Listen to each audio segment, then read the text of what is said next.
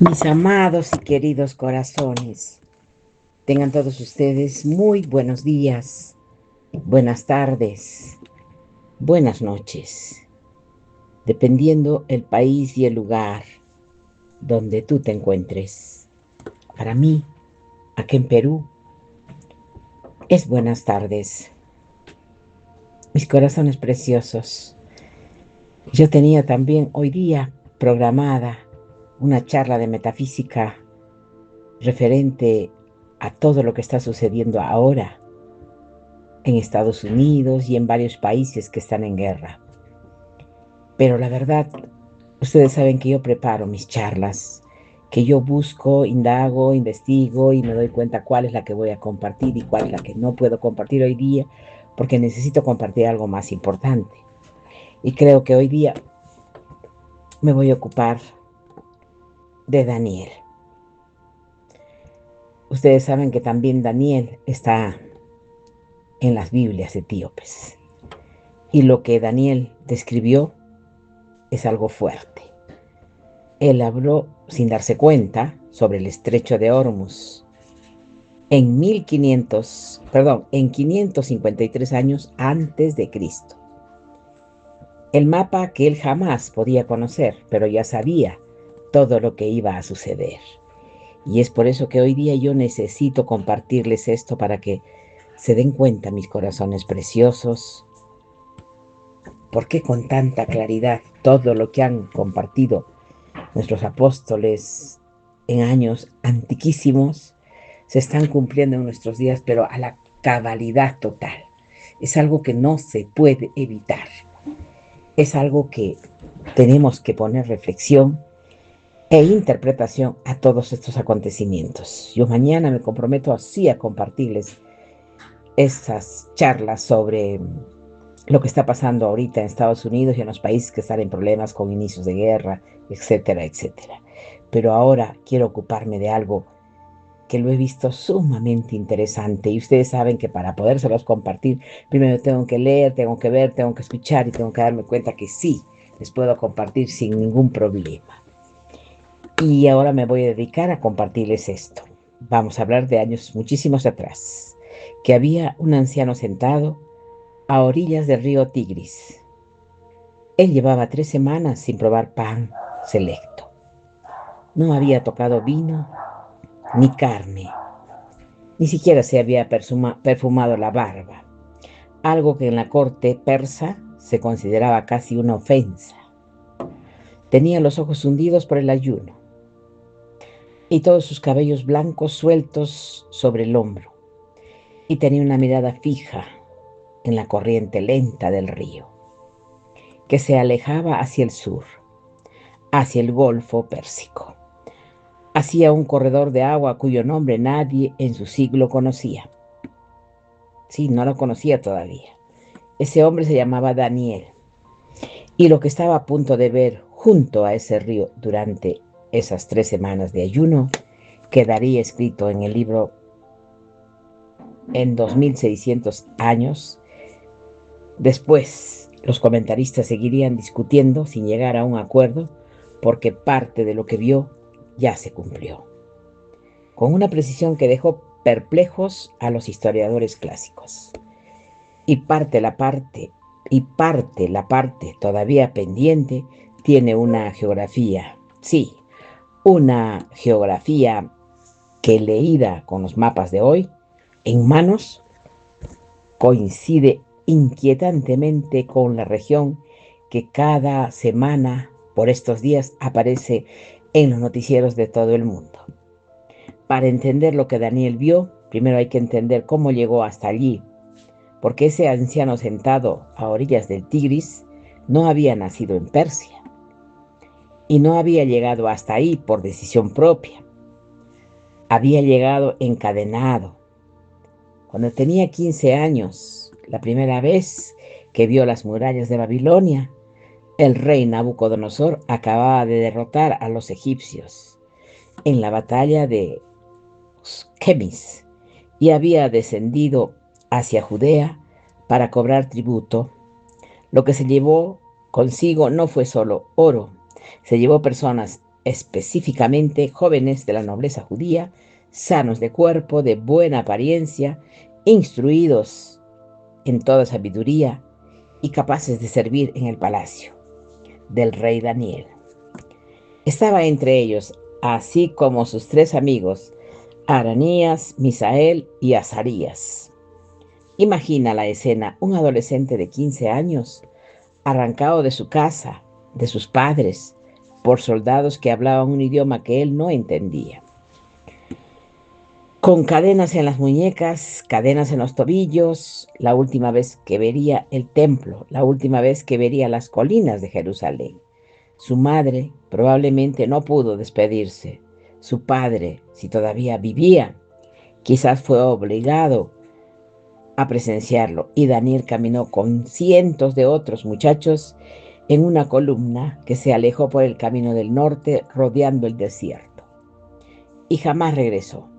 16 kilómetros de caminos polvorientos, 16 kilómetros en los que un adolescente tenía tiempo de pensar en cada rostro que había dejado atrás, pensar en cada calle que no volvería a ver, pensar en el idioma de sus abuelos que estaba perdiendo, pensar en el Dios del templo que parecía haberlo abandonado, precisamente en el momento en que más lo necesitaba.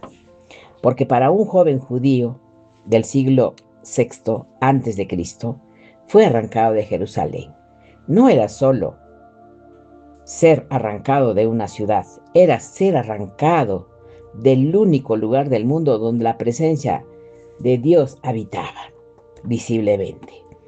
Entre los querubines del arca, detrás del velo del lugar santísimo, y Daniel caminaba hacia un lugar donde los dioses eran otros, donde las estrellas eran otras, donde hasta los nombres de las personas iban a ser otros.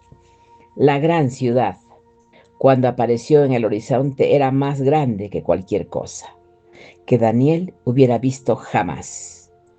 Las murallas dobles, los jardines colgantes, construidos por Nabucodonosor para su esposa Meda, la puerta de Istar con sus leones de cerámica azul, los figurats elevándose entre las calles como montañas artificiales.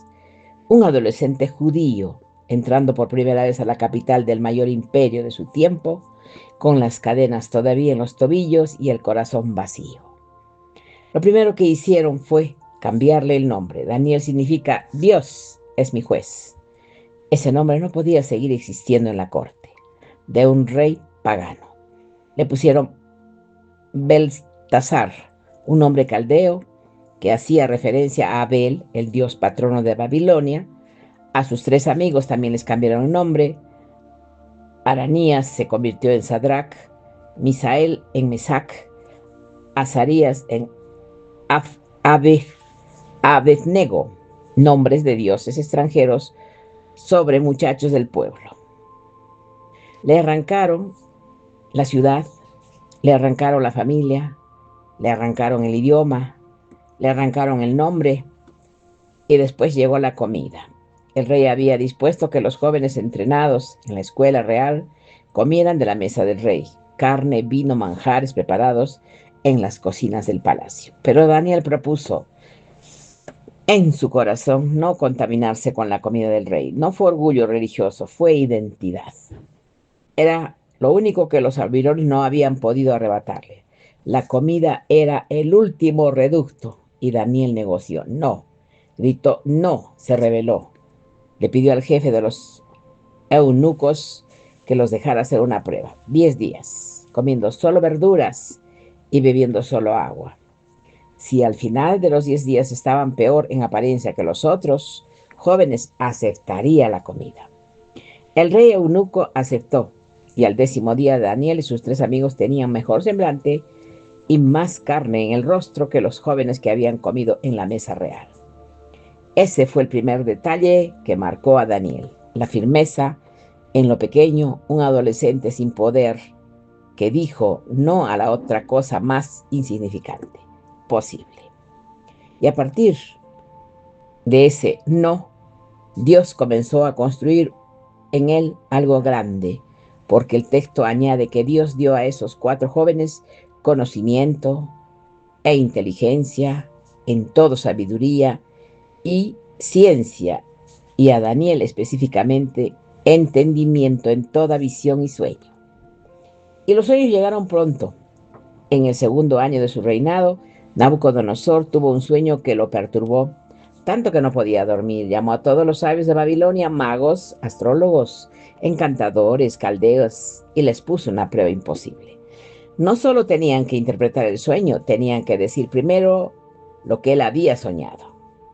El rey no lo iba a contar. Si realmente tenía poder, debían saberlo por sí mismos. Nadie pudo. El rey furioso ordenó matar a todos los sabios del imperio y Daniel, todavía joven, estaba incluido en esa categoría, pero pidió audiencia al rey, pidió tiempo, oró con sus 3 amigos durante la noche y al amanecer el sueño le fue revelado. En visión, Daniel se presentó ante el Nabucodonosor y le contó el sueño. El rey había visto una estatua gigante de apariencia, terrible. La cabeza era de oro puro, el pecho y los brazos de plata, el vientre y los muslos de bronce, las piernas de hierro y los pies en parte de hierro y en parte de barro cocido. Mientras el rey lo contemplaba, una piedra se desprendió sin intervención de manos humanas. Golpeó la estatua de los pies de hierro y barro y toda la estatua se derrumbó. El hierro, el barro, el bronce, la plata y el oro se volvieron polvo y el viento los llevó como paja. Y la piedra que había herido la estatua creció hasta convertirse en un gran monte que llenó toda la tierra. El rey lo escuchó y quedó inmóvil. Era exactamente lo que había soñado, palabra por palabra, imagen por imagen. Y entonces Daniel dio la interpretación. La cabeza de oro, dijo, era Nabucodonosor, el imperio babilónico. Después de él se levantaría otro reino inferior representado por la plata. Luego el tercer reino de bronce que dominaría toda la tierra. Y el cuarto reino fuerte como el hierro desmenuzaría y quebraría a todos los demás. Pero los pies de ese cuarto reino sería una parte de hierro y una parte de barro, frágiles en su mezclados, pero no unidos. Y en los días de los reyes, el Dios del cielo levantaría un reino que jamás sería destruido, un reino que desmenuzaría a todos esos reinos y permanecería para siempre. Ese es el sueño, dijo Daniel, y la interpretación es segura. Durante los siguientes 3 de esos 4 imperios se cumplieron históricamente. Después de Babilonia vino Persia, el imperio de la plata. Ciro el Grande entró en Babilonia, en 539 a.C., sin derramar sangre en la ciudad. Después de Persia vino Grecia, el imperio de bronce. Alejandro Magno cruzó el Esponto en 334 a.C., derrotó a Darío III en Gaugamela y extendió su imperio desde los Balcanes hasta el Indo. Y después de Grecia vino Roma, el imperio de hierro, el único de los 4 que, como Daniel había dicho, desmenuzaba todo lo que tocaba. 3 de los 4 imperios cumplidos con precisión absoluta.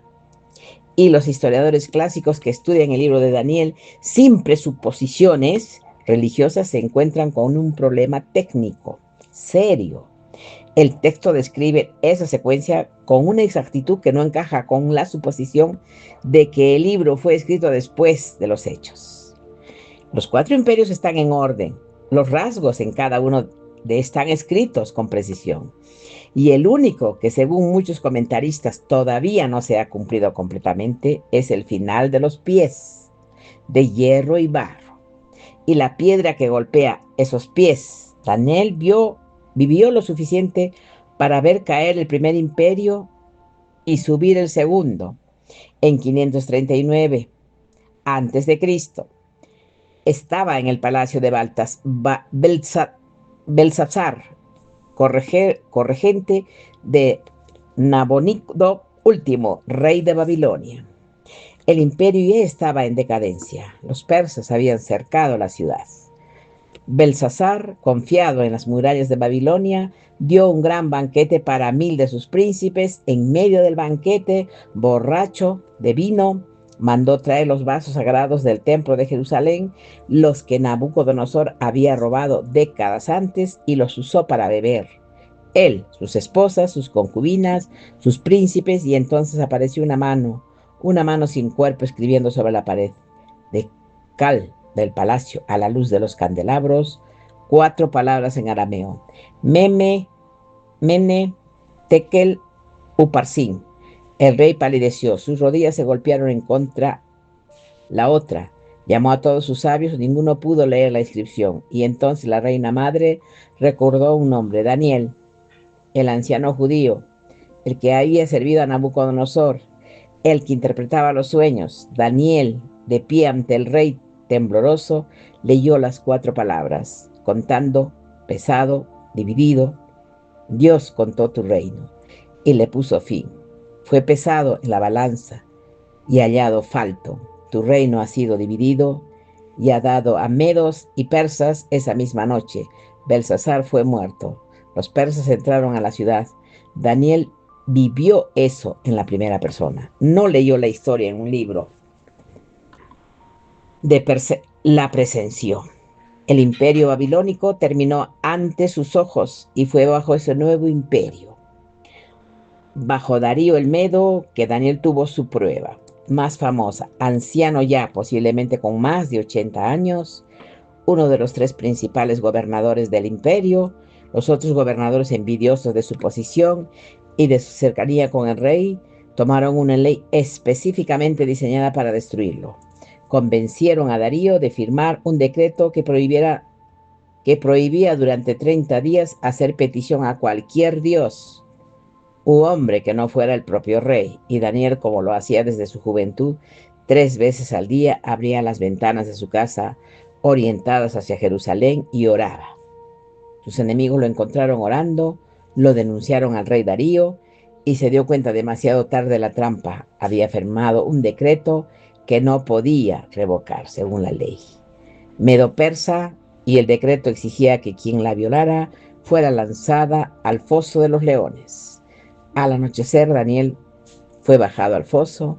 El rey selló la entrada con su anillo y no comió esa noche, no durmió. Pasó la noche en ayuno por el hombre que tanto respetaba. Al amanecer, Darío corrió al foso y gritó el nombre de Daniel con una voz que temblaba, y desde dentro del foso una voz respondió: mi Dios envió un ángel que cerró la boca de los leones para que no me hicieran daño. Daniel salió del foso sin una sola herida, y los hombres que lo habían acusado fueron lanzados en su lugar, junto con sus esposas y con sus hijos. Los leones, dice el texto, con una brevedad estremecedora, los despedazaron antes de que llegaran al fondo. Daniel sobrevivió y siguió sirviendo en el palacio, siguió recibiendo visiones, las visiones más específicas, más geográficas, las más proféticas le llegaron en los años finales de su vida, cuando su cuerpo ya estaba cansado y cuando su mente, afilada por décadas de ayuno y oración, podía recibir lo que recibió. Y aquí es donde el libro cambia de tono. En el 3er año de Ciro, rey de Persia, Daniel estaba junto al río Tigris, no en Babilonia, estaba junto al Tigris. Un detalle geográfico que vale la pena subrayar, porque el Tigris, junto con el Éufrates, es uno de los 2 grandes ríos de Mesopotamia. Ambos desembocan en el Golfo Pérsico, y el Golfo Pérsico desemboca a través de un corredor estrecho en el Océano Índico. Ese corredor en estrecho hoy se llama el Estrecho de Hormuz. El nombre no existía en tiempos de Daniel, pero la geografía sí existía, mis amores. Daniel estaba 3 semanas en ayuno. No había comido pan selecto, no había tocado vino, ni siquiera se había perfumado. Estaba de luto por algo que el texto no especifica completamente, pero probablemente estaba de luto por su pueblo. Los judíos habían comenzado a regresar a Jerusalén tras el decreto de Ciro, pero la reconstrucción no avanzaba. Había oposición, había hambre, había desánimo, y Daniel, demasiado viejo para volver, oraba por ellos junto al río. 3 semanas es mucho tiempo para un cuerpo de más de 80 años. En el primer día, Daniel levantó los ojos del suelo y vio a un hombre vestido de lino, los lomos ceñidos de oro, de ufas, el cuerpo como crisólito, el rostro como relámpago, los ojos como antorchas de fuego, los brazos y los pies como de color de bronce bruñido, y la voz de sus palabras como el estruendo de una multitud. Los hombres que estaban con Daniel no vieron la visión, pero sintieron que algo ocurría. Huyeron para esconderse. Daniel se quedó solo y al ver la visión todas sus fuerzas lo abandonaron. Cayó con el rostro en tierra, como si estuviera muerto. Sus manos, que habían sostenido pergaminos y consejos reales durante 70 años, quedaron abiertas sobre el polvo. Una mano lo tocó, lo hizo arrodillarse. Él todavía estaba temblando y la voz le dijo algo que cambió para siempre el modo en que los lectores han entendido las guerras espirituales. No temas, Daniel, porque desde el primer día que dispusiste tu corazón a entender tus palabras, fueron escuchadas. Pero el príncipe del reino de Persia se me opuso durante 21 días y he aquí que Miguel, uno de los principales príncipes, vino para ayudarme. Léelo de nuevo. Un príncipe del reino de Persia, no humano, resistiendo a un mensajero del cielo durante 21 días. Los mismos 21 días que Daniel había estado en ayuno. La oración de Daniel había iniciado un combate invisible y el combate era territorial, sobre la influencia espiritual, sobre la región persa, sobre la misma tierra de 2500 años después. Sigue siendo el centro de la tensión geopolítica más seria del planeta. El mensajero también le dijo que tendría que volver pronto para seguir combatiendo contra el príncipe de Persia. Y después vendría el príncipe de Grecia. Los nombres de sus próximos 2 imperios, ya identificados por el sueño de la estatua, reaparecían aquí como entidades espirituales asociadas a sus territorios. Pero lo que el mensajero venía a decirle a Daniel estaba en el capítulo siguiente, el capítulo 11, uno de los más extraños de toda la Biblia. Daniel 11 es una secuencia de 35 versículos que describen con una precisión casi quirúrgica más de 300 años de guerra entre 2 reinos, el rey del norte y el rey del sur. Los comentaristas identificaron con casi total ascenso ambos reinos. El rey del sur es el reino tolemaico, centrado en Egipto, fundado por uno de los generales de Alejandro. Tras su muerte, el rey del norte es el rey Seleucida, centrado en Siria, fundado por otro de los generales de Alejandro durante más de 3 siglos. Estos 2 reinos lucharon por el control del corredor que separaba, y ese corredor era Judea, Israel, la tierra de Daniel. El texto describe las guerras una por una, las alianzas matrimoniales rotas, las princesas enviadas al norte para sellar pactos que después fueron traicionados, las campañas militares, las retiradas de los tratados, los asesinatos, todo está ahí y todo se cumplió. Los historiadores clásicos que estudian el periodo helenístico sin interés religioso pueden poner junto al texto de Daniel todos los registros históricos y encontrar correspondencia versículo por versículo. Esta precisión por sí sola dejó desconcertada a generaciones de estudiosos, porque este libro afirma ser del siglo VI antes de Cristo, y los acontecimientos descritos en detalle ocurren en el siglo III y II antes de Cristo. La secuencia culmina en un rey específico del norte, Antíoco Epífanes. Seleucida invadió Egipto 2 veces, fue humillado por el enviado romano en una línea trazada en la arena, todavía hoy conocida como la línea en la arena de Popilio. Regresó frustrado a Judea y allí desencadenó una persecución brutal contra el pueblo judío. Profanó el templo, colocó una estatua de Zeus en el lugar santísimo, sacrificó un cerdo sobre el altar, prohibió la circuncisión, prohibió el sábado y mandó destruir los rollos de la Torá. Esa fue la abominación desoladora que Daniel describió en el capítulo 9 y en el 11 como la señal que desencadenarían los acontecimientos siguientes. Toda la historia registrada hasta el versículo 35 del capítulo 11 se cumplió, pero a partir del versículo 33 el texto cambia. Y eso cambió es la clave en todo el libro, porque el versículo 36 describe a un rey que hace su voluntad, que se engrandece sobre todo, Dios que habla maravillas contra el Dios de dioses y que prospera hasta que se cumpla la ira. Un rey que no respeta ni a Dios ni a sus padres, ni al amado de las mujeres. Un rey que honra a Dios de fortalezas, un Dios que sus padres no conocieron. La descripción continúa, versículo 40, en adelante con una campaña militar que comienza con el rey del sur atacándolo, continúa con el rey del norte, viniendo como torbellino, con carros, con jinetes, con muchos navíos, cruzando países, entrando en el país glorioso, extendiendo la mano sobre las tierras, dominando los tesoros de oro y plata, todas las cosas peligrosas de Egipto, pasando por Libia y por Etiopía.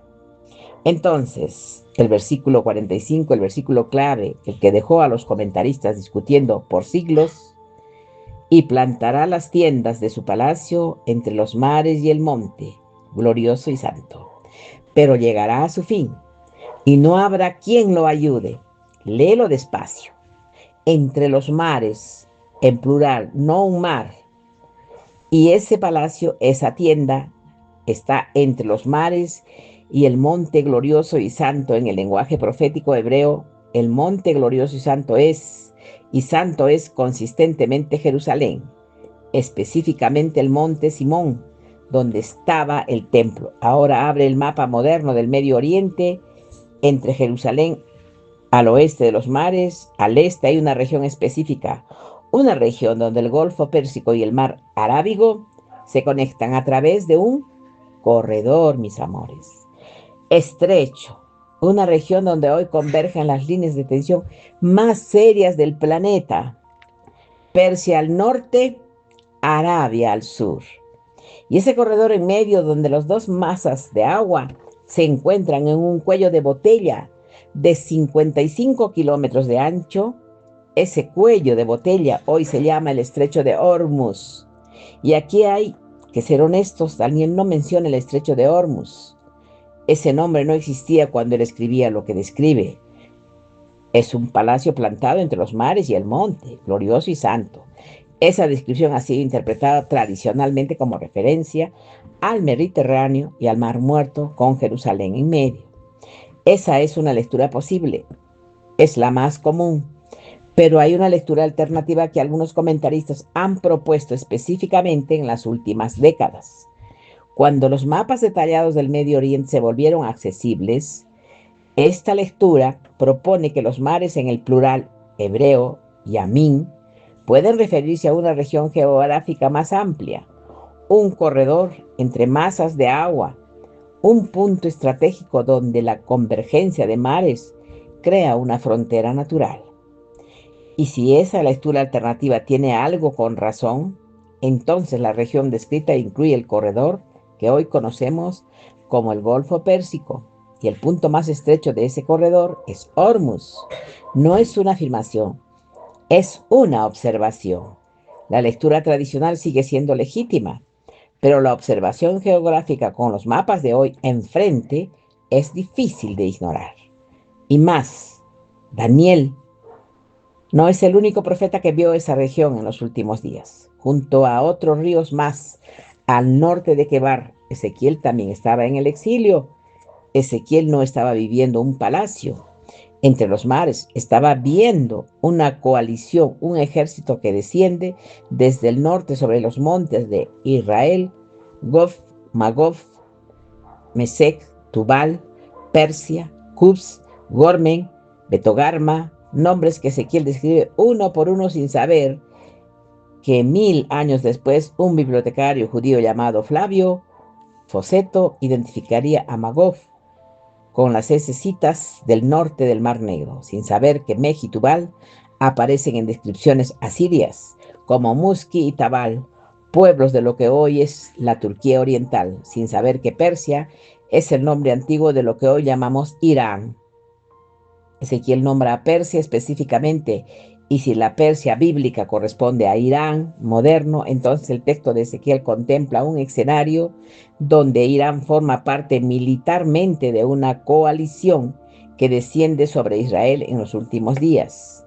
Y en cualquier escenario militar moderno donde Irán despliegue fuerzas por vía marítima, el corredor de Hormuz tiene importancia estratégica central, porque Hormuz es la salida del Golfo Pérsico, porque Hormuz pasa el 20% del petróleo del mundo, porque Hormuz es el cuello de botella del que depende cualquier flota proveniente del Golfo. Ezequiel no menciona a Hormuz por su nombre, pero sí nombra a Persia. Yormuz es la garganta de agua por donde Persia sale al mar. Hay todavía una tercera escena, siglos después, una isla rocosa en el mar Egeo. Patmos, un anciano cristiano exiliado por el emperador Domiciano, llamado Juan, en los últimos de los 12 apóstoles vivos, vio a Jesús ser crucificado, vio la resurrección, vio arder Roma, y ahora en una cueva de Patmos recibe una visión, entre muchas cosas. Ve a 7 ángeles con 7 copas, y cuando el sexto ángel derrama su copa, algo específico ocurre en una región que atraviesa el corredor de los grandes ríos hacia el oriente. 3 profetas, 3 siglos distintos, 3 idiomas diferentes, todos convergiendo hacia la misma geografía. Durante los últimos 70 años, desde la creación del Estado moderno de Israel en 1948, el Medio Oriente ha sido la región de mayor tensión geopolítica continua del planeta. Y dentro de esa región, el punto mayor de fragilidad, el punto que cada semana aparece en los noticieros con amenazas de cierre o incidentes militares, es el estrecho de Hormuz, mi corazón. 55 kilómetros de agua, 1/5 del petróleo mundial irán al norte, Omán al sur, y en medio una rotación constante de portaaviones estadounidenses, buques iraníes y petroleros de decenas de banderas, pasando bajo la mirada de los satélites. Daniel escribió en el siglo VI a.C., no podía saber que ese corredor estaría como punto estratégico, no podía saber que el petróleo existiría como recurso crítico, no podía saber que los imperios del siglo XXI dependerán de ese cuello de botella marítimo para funcionar, pero describió una campaña final. Nombró el norte y el sur, situó el palacio del último rey entre los mares y el monte, glorioso y santo, lo dejó escrito con tinta sobre rollos de cuero hace más de 2600 años. Y aquí viene la parte más honesta. Muchas generaciones antes de nuestra leyeron estas mismas profecías y pensaron que vivían en el tiempo del fin. Los cristianos del primer siglo pensaron que Roma era el cuarto imperio en sus últimos días. Los cristianos medievales pensaron que los años 1000 sería el fin. Los reformadores pensaron que el papado era la bestia final. En ninguno vio el cumplimiento. Todos esperaban algo que no les tocó. La respuesta honesta no es que sabemos la respuesta honesta, es que nunca antes en la historia humana tantos elementos específicos mencionados en los textos bíblicos se habían alineado geográficamente como hoy. Israel existe como nación, cuando durante casi 2000 años no existió. Persia sigue siendo una entidad política bajo el nombre de Irán. El Medio Oriente es el centro de las tensiones globales y existe un corredor específico cuyo nombre moderno es Hormuz, cuyo control determina el orden económico del planeta. Ninguno de esos hechos prueba que estamos en el tiempo del fin, pero todos juntos Crean un escenario que las generaciones anteriores no tenían. Y el propio Daniel en los últimos versículos de su libro dejó una clave sobre cómo leer todo esto. En el capítulo 12, después de recibir las últimas visiones, Daniel se atrevió a hacer la pregunta que todo lector del libro quiere hacer. Le preguntó al ángel: Señor mío, ¿cuál será el fin de estas cosas? Y el ángel respondió algo que la mayoría de los predicadores citan, sin captar el peso: Ve, Daniel, porque estas palabras están cerradas y selladas para el tiempo del fin. Ve, Daniel, porque estas palabras están selladas y cerradas hasta el tiempo del fin. Muchos serán limpios y emblanquecidos. Los impíos procederán impíamente, y ninguno de los impíos entenderá, pero los entendidos comprenderán. Cerradas y selladas hasta el tiempo del fin. La respuesta no le fue dada a Daniel. El libro fue cerrado sobre él. Las palabras selladas no iban a ser entendidas completamente hasta que llegara el tiempo en que se cumplirían. Y cuando llegara ese tiempo, los entendidos comprenderían, no los impíos, no los distraídos, los entendidos. Y la pregunta que queda no es si las profecías se cumplirán. Daniel ya tuvo una respuesta. Las respuestas están selladas hasta el tiempo del fin, lo que implica que hay un tiempo del fin y que en ese tiempo las palabras se abren. La pregunta es si estamos dentro de ese tiempo. Nadie puede responder esto con certeza, pero sí se puede hacer observaciones. Y por primera vez en 2000 años, Israel existe como nación en la tierra. Por primera vez, Daniel, la región llamada Persia, vuelve a ser un actor central de las tensiones del Medio Oriente. Por primera vez en la historia existe un corredor marítimo identificable que controla el flujo económico del planeta Tierra. Y ese corredor está entre Persia y el mundo árabe, en la geografía exacta donde los profetas situaron las guerras finales. Por primera vez, cuando se pone el texto de Daniel 11 junto al mapa satelital del Medio Oriente de hoy, las líneas no son imposibles de superponer. Daniel terminó su libro con una promesa personal. El ángel le dijo: y tú irás hasta el fin, y reposarás y te levantarás para recibir tu herencia al final de los días.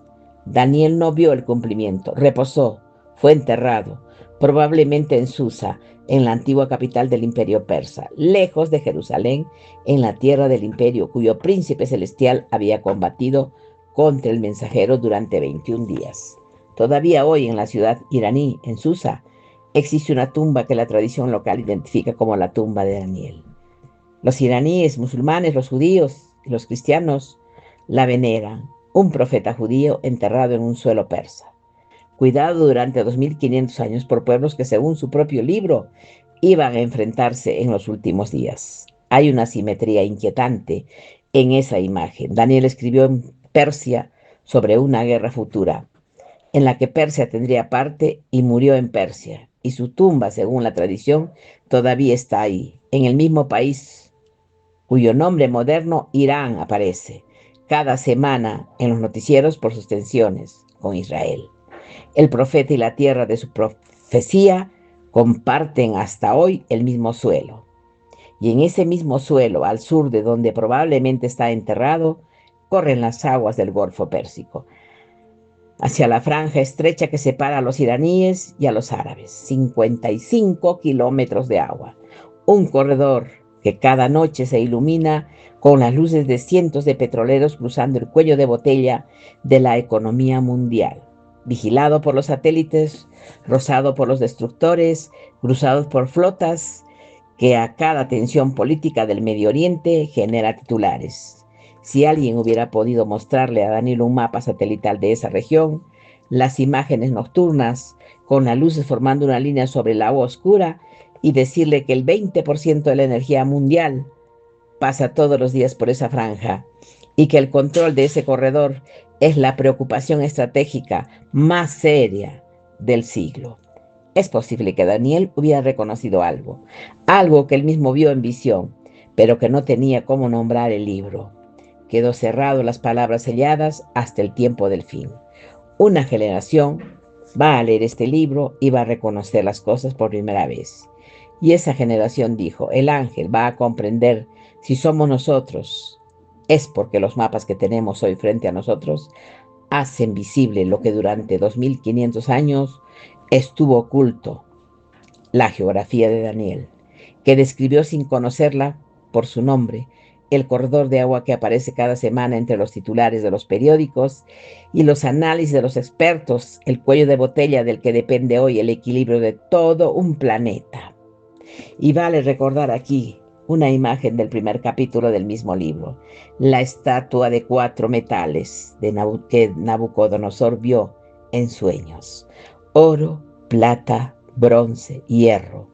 Y allá abajo, como base de todo, los pies de hierro mezclados con barro cocido, frágiles en su fundamento, mezclados pero no unidos. Daniel dijo que en los días de estos pies el Dios del cielo levantaría un reino que jamás sería destruido, y la piedra que se desprendió sin intervención de manos humanas golpearía exactamente ahí, en ese fundamento quebradizo, pies de hierro mezclados con barro. Un mundo entero hoy se sostiene sobre cadenas logísticas tan delgadas como un estrecho de 55 kilómetros de agua.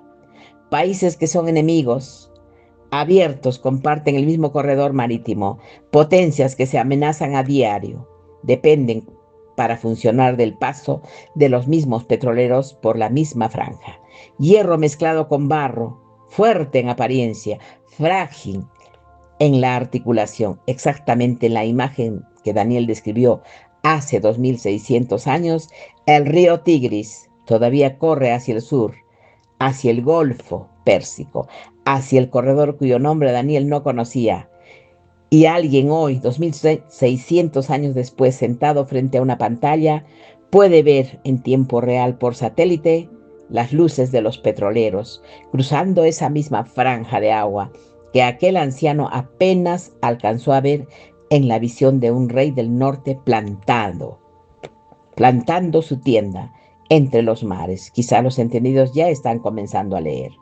Y si es así, entonces el libro de Daniel cerró con un sello que se está abriendo página por página, en el silencio de los mapas modernos que nadie de su siglo podía haber imaginado.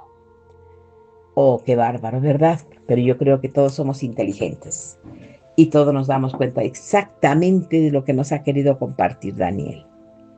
Y ya sabemos perfectamente bien todo lo que tenemos que esperar.